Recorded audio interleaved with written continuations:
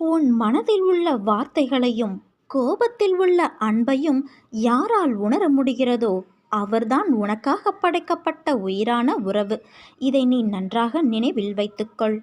உனக்கான மாற்றங்கள் எந்த நேரத்திலும் திடீரென தோன்றும். உன் வாழ்வில் நீ நினைத்து பார்க்க முடியாத அளவிற்கு அதிசயம் விரைவில் நிகழப்போகிறது என் குழந்தையே. வெயில் அடிக்கிறது என்று நிழலுக்காக மரத்தடியில் ஒதுங்கினால் மரம் முறிந்து மேலே விழுவது போல எல்லா இடங்களிலும் துரதிருஷ்டம் உன்னை துரத்துகிறது. நமது தேவைகளும் ஆசைகளும் நம்மை இப்படிப்பட்ட நிலைக்கு இழுத்து சென்றுவிட்டது. இதனால் நாம் சிக்கலில் சிக்கிக்கொண்டோம். விதியை நொந்து கொள்வானேன்? மதி சரியாக இருந்திருந்தால் இந்த கதிக்கு ஆளாகி இருக்க வேண்டிய அவசியமில்லையே. குழந்தையே, உனக்கு இளைப்பாறுதல் என்பதே இல்லை.